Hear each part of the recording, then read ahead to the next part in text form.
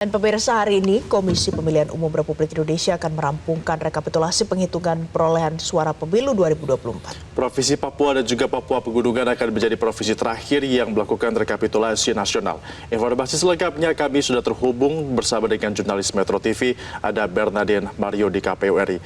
Selamat pagi Bernardine, kapan rencananya proses rekapitulasi nasional di hari ini akan berlangsung?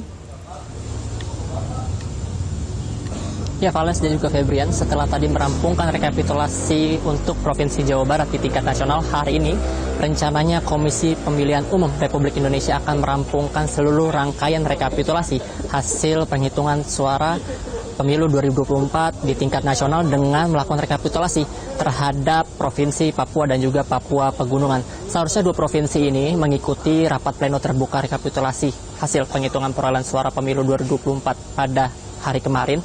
Namun karena proses rekapitulasi di tingkat provinsi, khususnya bagi Provinsi Papua Pegunungan belum rampung sepenuhnya, maka Ketua KPU RI Hasyim Asyari meminta untuk KPU Papua Pegunungan merampungkan proses rekapitulasi di tingkat provinsi. Tidak dapat dirampungkannya proses rekapitulasi di Papua Pegunungan ini dikarenakan alasan geografis dan juga alasan keamanan.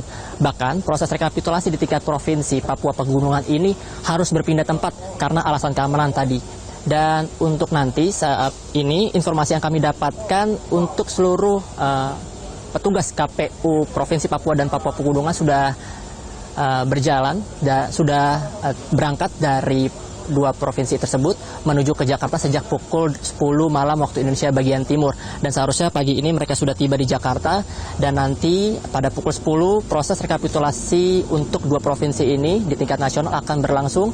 Dan menurut pihak KPU, proses rapat pleno terbuka rekapitulasi untuk Provinsi Papua dan Papua Pegunungan ini harusnya tidak memakan waktu yang cukup lama seperti yang terjadi di hari kemarin untuk Provinsi Jawa Barat.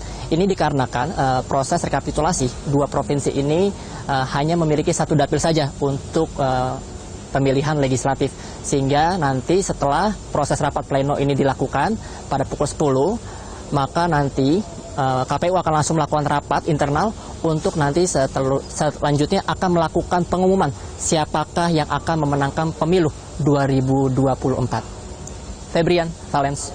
Bernardine, kemarin kita tahu rapat pleno hari ke-21 berjalan alot. Apa yang membuat rapat ini menjadi lama? Ya, kalau tadi kita saksikan bersama rapat pleno terbuka khususnya di ruang A ini berlangsung begitu alot dan begitu panjang, sekitar 12 jam kalau kami hitung, karena tadi banyak interupsi dan protes dari saksi partai politik kepada pihak penyelenggara, dalam hal ini KPU Provinsi Jawa Barat dan juga Bawaslu Jawa Barat. Hal ini dikarenakan adanya kesalahan hitung dalam proses rekapitulasi di tingkat provinsi, di mana tadi salah satu yang kami paling menarik perdebatan di dalam adalah antara saksi dari Partai Nasdem dengan KPU dan juga Bawaslu Jawa Barat, di mana Partai Nasdem mengalami kerugian dengan kekurangan suara, di mana tidak ada sinkronisasi data di C1 hasil kelurahan dengan D1 hasil di kecamatan, sehingga Partai Nasdem mengakui adanya kekurangan suara sebanyak 463. Dan hal ini sebenarnya sudah dibahas di rekapitulasi tingkat provinsi, namun pihak KPU tidak mengindahkan keluhan dari saksi Partai Nasdem ini. Dan akhirnya permasalahan ini dibawa ke tingkat nasional dan tidak juga diselesaikan dengan sesuai dengan harapan saksi dari Partai Nasdem. Dari yang kami catat, 463 suara hilang ini terjadi di 60 TPS di daerah Jawa Barat. Dan untuk kekurangan suara ini terjadi di Dapil 1 Jawa Barat. Dan juga dari pihak saksi Partai Nasdem ini kecewa dengan tindakan dari KPU serta Bawaslu Provinsi Jawa Barat. Tadi kami melihat ada 3 kategori yang akhirnya diberikan oleh Bawaslu Jawa Barat, yakni kategori salah hitung suara yang terkonfirmasi dan sudah dilakukan penyesuaian ulang dengan melakukan penghitungan suara ulang. Namun sayangnya proses penghitungan suara ulang ini tidak dicatat dengan baik, sehingga dipertanyakan apakah penghitungan suara ini sudah berjalan dengan sesuai dengan prosedur yang ditetapkan oleh peraturan perundang-undangan. Yang kedua, ada proses sudah terkonfirmasi bahwa terjadi salah hitung, namun KPU tidak melakukan proses penghitungan suara ulang. Sebagaimana seharusnya berdasarkan rekomendasi harusnya dilakukan proses penghitungan suara ulang. Hal ini dikarenakan tidak lengkapnya data yang diperoleh oleh Bawaslu dan juga yang diberikan oleh KPU. Dan yang ketiga terkait dengan salah hitung yang tidak terkonfirmasi. Tidak dapat dikonfirmasinya ini menurut Bawaslu karena pihak KPU tidak dapat memberikan data-data sandingan seperti foto C1 hasil dan juga tidak dapat dibukanya Sirekap berjenjang ke rekapitulasi di tingkat provinsi.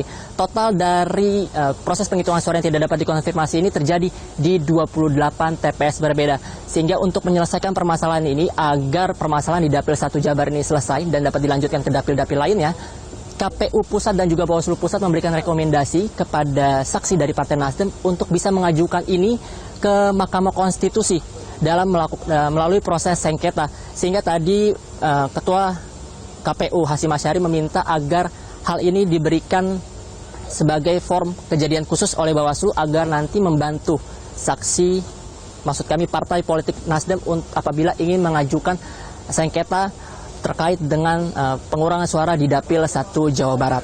Sehingga nanti kami masih akan terus menunggu bagaimana juga proses penghitungan suara, apakah nanti akan ada permasalahan atau dinamika seperti yang terjadi pada hari ke-21 kemarin di Provinsi Jawa Barat.